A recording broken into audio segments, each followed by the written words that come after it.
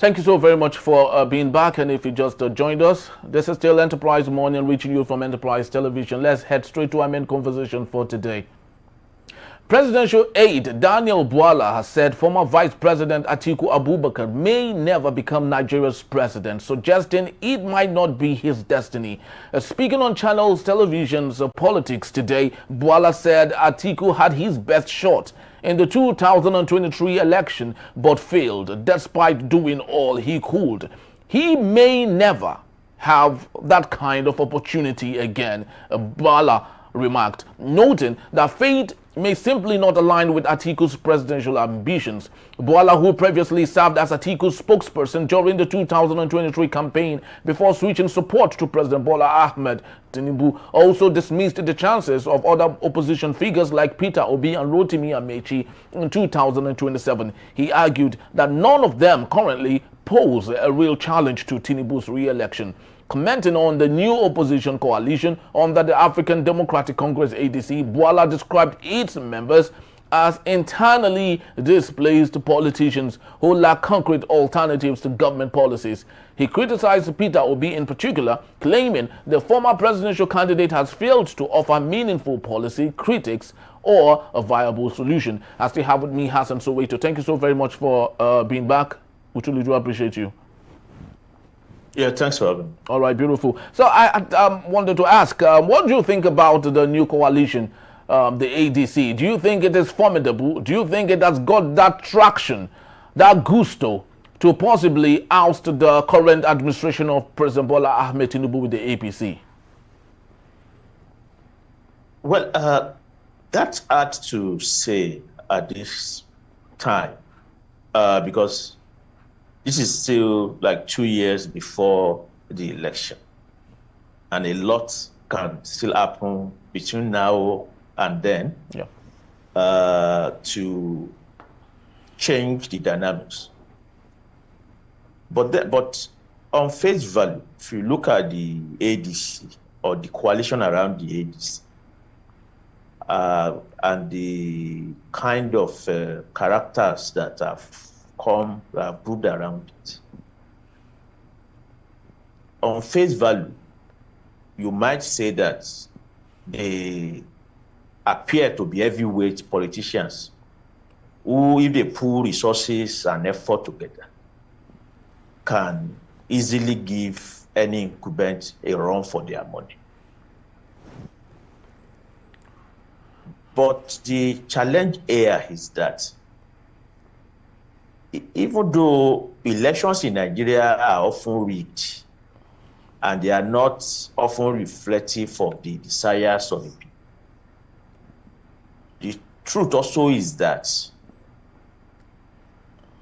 where the people do not enthusiastically rise up to support a candidate, that candidate can not be expected to win. What I'm saying in this sense is that if you look at the coalition that brought in the APC in 2015, what made the coalition to easily defeat the PDP wasn't just because it was a coalition of heavyweight politicians. It was also because both the coalition and the candidates of the coalition, I'm talking of President Bola Tinubu, President Buhari, at that period, elicited a lot of enthusiastic support, even though from an illusory point of view, about their capacity to be able to transform the situation.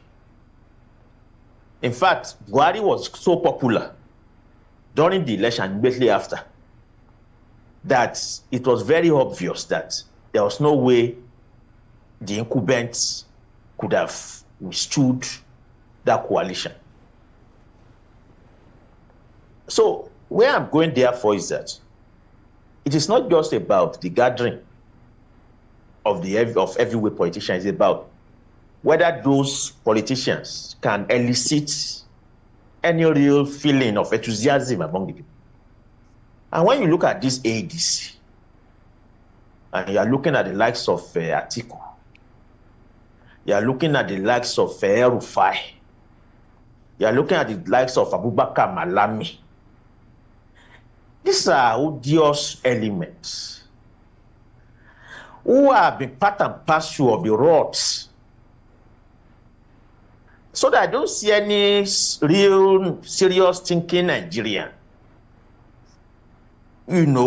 investing any hope in that kind of gathering.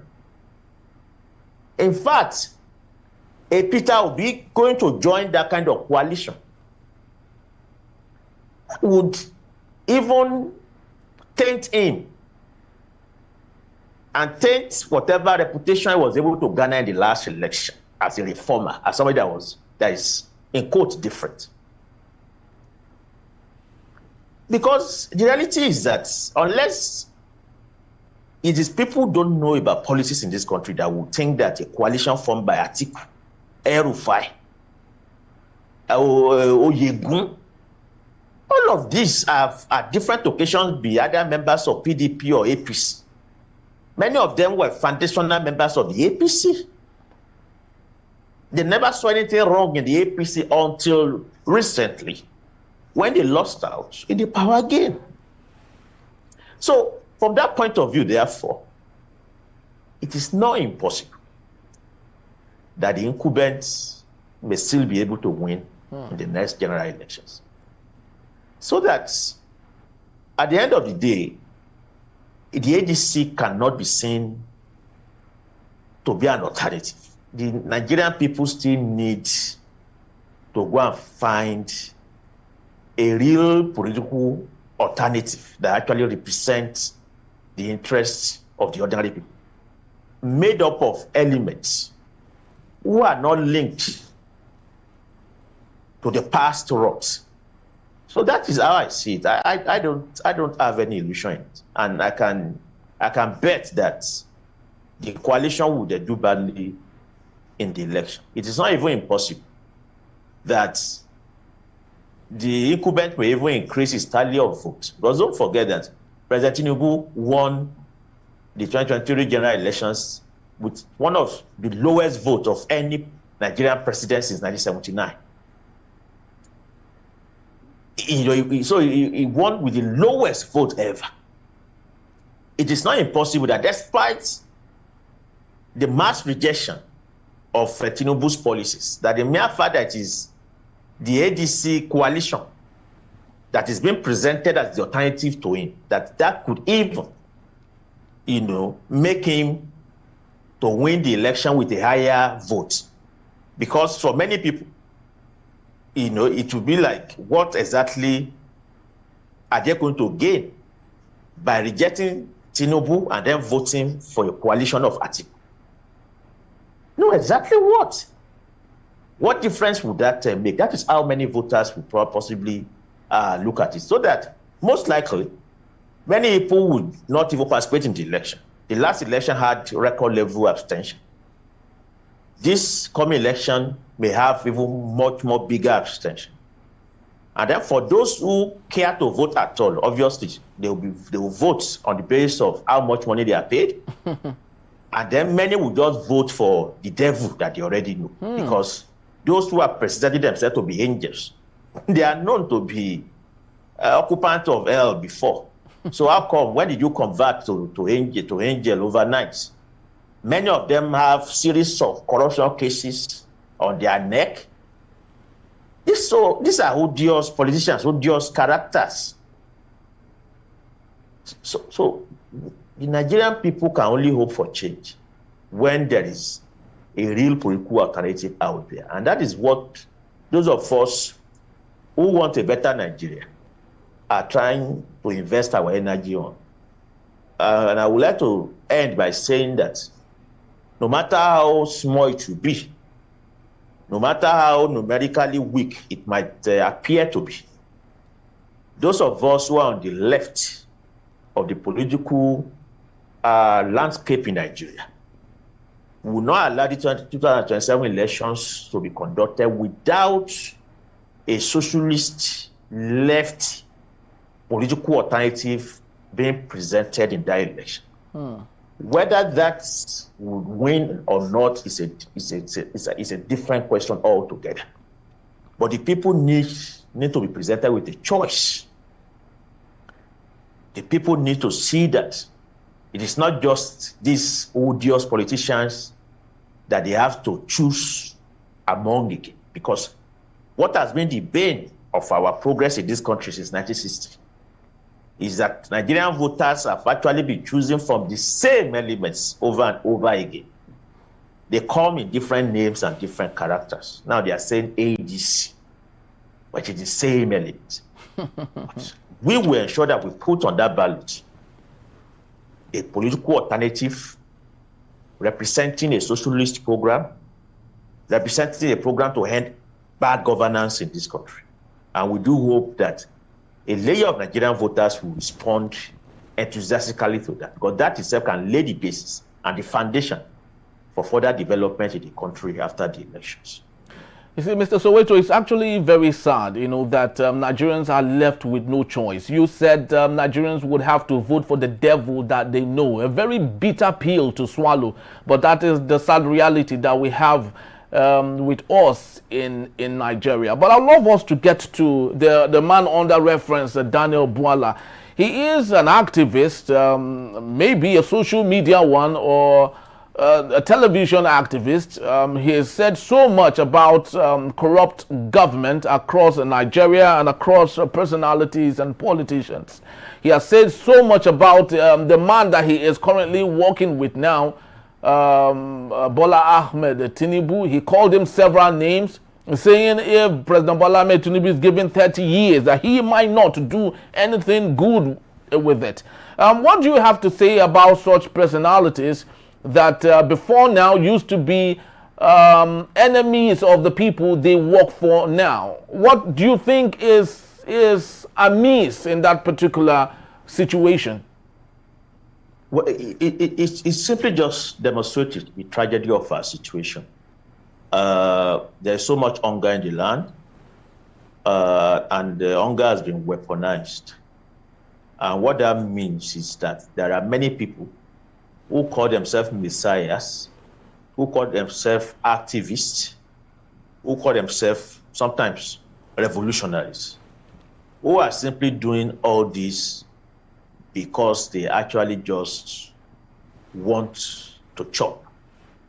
The individual you are mentioning is not so different from another individual, Reno Omokri. Reno. Who also went from an anti-Tinubu protester to now, going about to try and burnish the image of the Bola Tinubu government. There are people we call anywhere belle face. And all they are looking for is to be noticed by the incumbent and then to be given a slice of the cake. But the unfortunate thing is that because of their past reputation as activists, as opinion molders, when they begin to do these things that they do, they help to further make the people hopeless, to make the people to lose hope and confidence in themselves and in people like us who are working for change. Don't forget that before these personalities that we have mentioned, we also have the likes of Adams Oshiomhole and this lawyer, what's his name? The aviation minister now. Keyamo. All of whom have also gone through that trajectory of using the people's struggle to build their own image and reputation, and then doing a 180-degree turn to join the oppressors they have been supposedly fighting. It is a tragedy, to be honest. But then, I think that what is going to happen eventually is that the people themselves would have to be the one who stands up to fight for themselves, not expecting or waiting or depending on so-called leaders, so-called activists. The people themselves would have to rise to defend themselves. And when the people rise, that is when a revolution happens. That is where we need to get to. Because it's become obvious today that those who call themselves leaders, oftentimes and in many cases, are just traitors, just waiting for a slice of the cake before they show their true color. That is what the likes of Daniel Bwala and Rotimi Amaechi are. Yeah. But can they stop the Nigerian revolution? I do not think so. If you go back in history, during the anti-colonial struggles, there were equally elements like that. Okay. You know, if you go back to the struggle against apartheid in South Africa, there were many elements like that. If you go back to the anti-military struggle in Nigeria, there were many elements like that. There's another Daniel during the anti-military struggle in Nigeria. A Daniel, that one was called Daniel Kanu. Daniel who? Daniel Kanu. Okay. Who actually organized a 1 million man march titled "Youth Earnestly Asked for Abacha." Yeah, that was the period when Abacha was trying to transform from a military dictator into a civilian president. There was Arishe Kola. There are many elements like that. But what ended those people? How did they end? They ended as every traitor would end. They ended in ignominy. And eventually, the cause of liberation that they were trying to undermine or stymie, that cause still won. The Nigerian people, through their struggle, still ended military rule in this struggle. The Nigerian people, through their struggle, still ended colonialism in this country. The South African people, through their struggle, still ended apartheid. So for me, I just think that what the people have to concentrate on is their own struggle and not bother with those elements. But rather, the people have to be prepared to take charge of their own destiny and not depend on the so-called leaders to do so. Very, very true, because of especially with the proliferation of social media now, most of these opinion leaders, they gather so much ears, to whatever it is that they say. Rotimi Amaechi, you mentioned, on Facebook has more than 1 million subscribers or followers. On Twitter, the same thing. On Instagram, the same thing. And whenever he pushes some of these information that are false, most of them are misinformation and all, people get to listen and listen so very well. But I love us to talk to the man who eventually gets them to doing the job, President Tinubu. Do you think he doesn't really care about legacy? Do you think he doesn't really care about integrity? Or is he part of those that he is asking to help him do the job? Well, when you talk about legacy now, what that person considers to be his truest legacy, that also would mean, what does he think about how, what are his ideas, what does he think in his ideas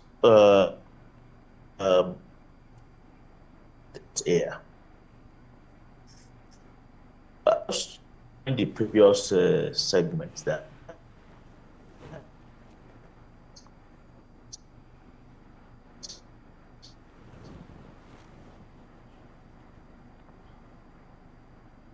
the IMF World Bank in their monthly or quarterly assessment of Nigeria, actually giving accolades and pouring encomiums of Bola Amaechi, saying that his bold reforms have transformed the country. His bold reforms, actually prevented Nigeria from collapsing in 2023 and beginning to lay a foundation for a prosperous country. They are talking about macroeconomic stability and all of that. So that it is the people, the ordinary Nigerians, who sees President Tinubu's policies to be very bad for IMF and World Bank, and also for the ruling elite, for the capitalist class. They don't see it in the same way. Actually, according to Forbes, the billionaires in Nigeria, and there are just a few of them, I'm not even sure they're up to 10, they have tripled their wealth over the past 2 years, Nigerian billionaires. So that means that over the same course of time, that we Nigerian people are saying that our lives have been transformed for the worse because of President Bola Amaechi's policies. Nigerian billionaires actually tripled their wealth during the same period. So if you ask an Otedolo Dangote today, they will not agree with you that President Bola Amaechi is not thinking seriously about which is the best legacy that no Nigerian politician before now has been able to leave, not even Awolowo, So that you are likely going to have a situation where, for instance, where if President Bola Amaechi is able to complete his term, or even does a second term, that he will become a world-renowned leader. The IMF and World Bank would continue to venerate as a reformer who set Nigeria on the right path. But here in Nigeria, he will be vilified. Here in Nigeria, he will be a pariah. He will be an enemy of the people. And there are many African leaders like that, or third world leaders like that, who are celebrated in Washington, but in their own country, they are enemies of the people. So the choice, therefore, is for every leader to determine which one they want. Don't forget, President Obasanjo is also the same. Obasanjo is celebrated abroad today. But all of us know that Obasanjo is part of the architect of Nigeria's crisis and problem. So that it's not a choice for President Bola Amaechi which one he wants.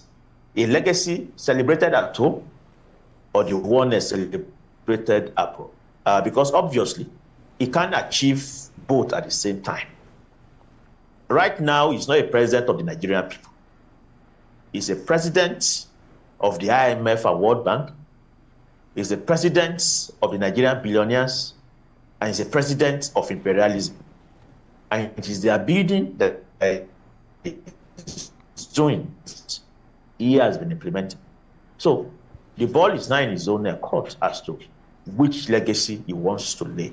Whether the one that Nigerian people here at home will celebrate, or the ones they will not celebrate.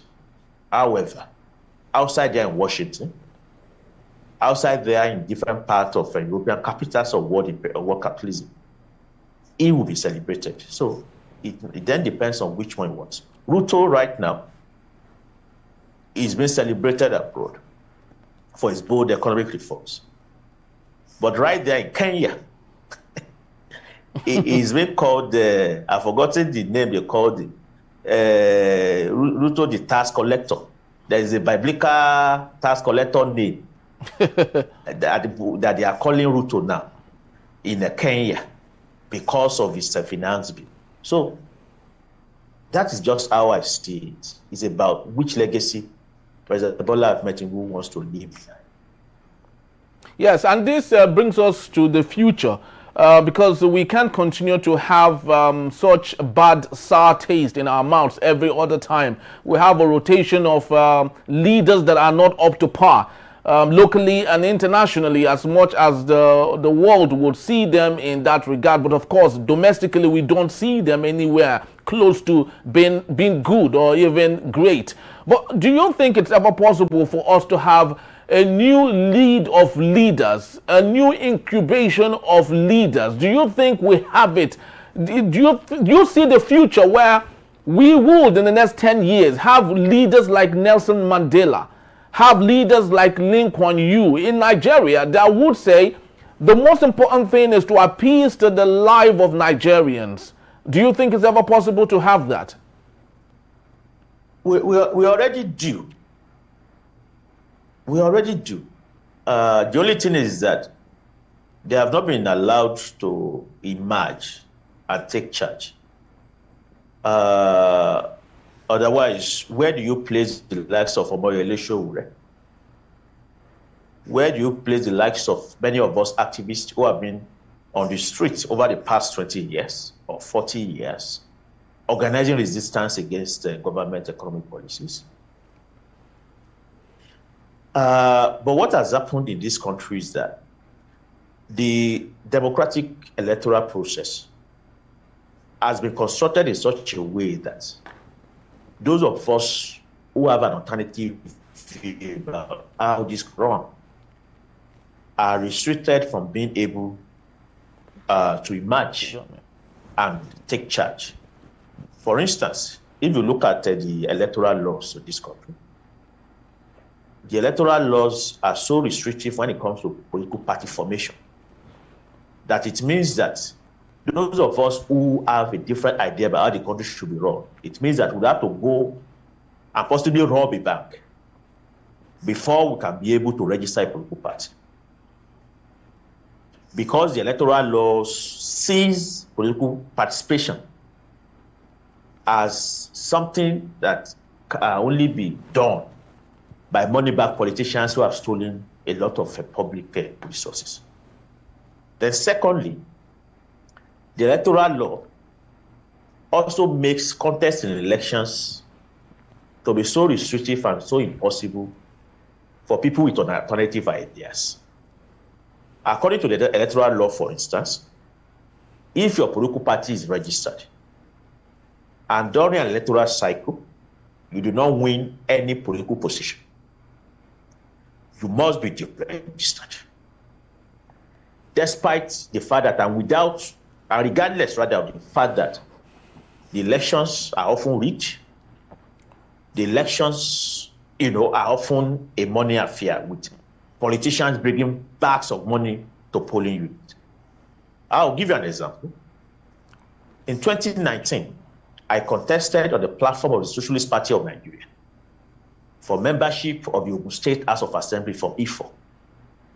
I ran a very serious campaign, which the ruling party took so seriously because it was a campaign that actually could have unseated them if there was a level playing ground. In fact, the incumbent member of that seat in the House of Assembly had to come to a community meeting to have a debate with me, candidate to candidate.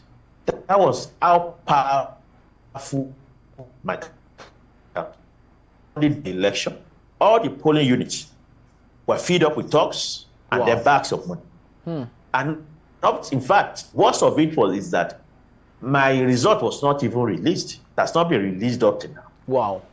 So that years after the election, I can't even tell how many votes I got. And then immediately after the election, INEC, without any due regard to the very, very fraudulent nature of the election, decided to deregister my party, the Socialist Party of Nigeria, because, according to them, we failed to win a seat. But from the point of view of the campaign, we could have won that seat. We could have won some other seat that we contested across the country. We didn't contest for the presidency, but we contested for other seats where we felt that we could have the strength to actually be able to do a serious campaign. That experience of the Socialist Party of Nigeria is a similar experience that the AAC, for instance, has had in the elections that they are contested in recent times. NCP, the National Conscious Party, formed by Gani Fawehinmi, has equally had that experience. So that what is actually happening is that the electoral space has been constructed in such a way that theoretically it gives everybody the right to contest and to vote for candidates of their choice. But that law also has several provisions that makes the realization of that rights to be impossible in so many ways.